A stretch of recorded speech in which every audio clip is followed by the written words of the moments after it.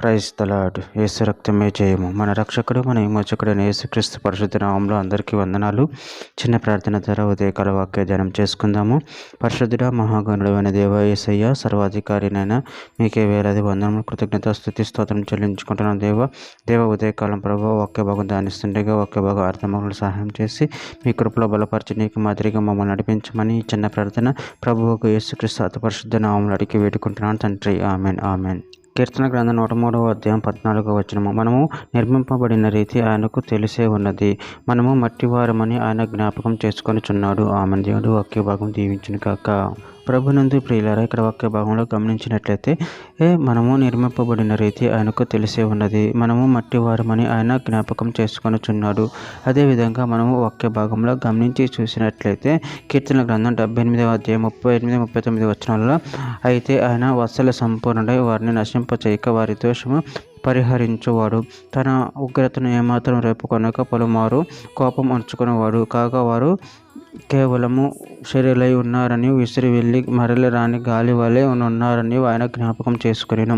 ప్రసంగి గ్రంథం 12వ అధ్యాయం 7వ వచనం, మన్నైనది వెనకటి వలనే మరలా భూమిలోకి చేరును, ఆత్మ దాన్ని దయచేసిన దేవుని యొద్దకు మరలిపోవును.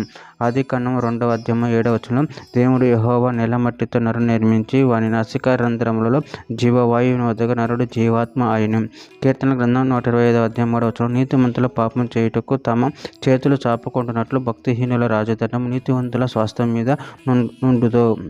యెషయా గ్రంథం 42వ అధ్యాయం 3వ వచనం, నలిగిన రెల్లు అతడు ఇరువడు, మొకమొకలాడుచున్న జనపనార ఒత్తిని ఆర్పడు, అతడు సత్యం అనుసరించి న్యాయం కనపరచును. యెషయా గ్రంథం 35వ అధ్యాయం 3-4 వచనం, సడైన చేతులను బలపరచుడి, త్రొట్టిల్లు మోకాలను దృఢపరచుడి, తత్తరిల్లు హృదయంతో ఇట్లనుడి, భయపడక ధైర్యముగా ఉండుడి, ప్రతిదండన చేయుటికై మీ దేవుడు వచ్చుచున్నాడు, ప్రతిదండన దేవుడు చేయదగిన ప్రతీకారమును ఆయన చేయును, ఆయన వచ్చి తానే మిమ్మల్ని రక్షించును. కీర్తన గ్రంథం 96వ అధ్యాయం 13వ వచనం, భూజనులకు తీర్పు తీర్చుటకు యెహోవా ఏం చేయుచున్నాడు, న్యాయమును బట్టి లోకమునకు తన విశ్వాసతను బట్టి జనులకు ఆయన తీర్పు తీర్చును. చివరిగా ఒక మాట, కీర్తన గ్రంథం 89వ అధ్యాయం 9వ వచనంలో, భూమికి తీర్పు తీర్చుటక, నీతిని బట్టి లోకమునకు తీర్పు తీర్చుటక, న్యాయమును బట్టి జనులకు తీర్పు తీర్చుటక యెహోవా ఏం చేసి ఉన్నాడు. ఆమె. దేవుడి వాక్య భాగం దీవించిన కాక. చిన్న ప్రార్థన చేసుకుందాము.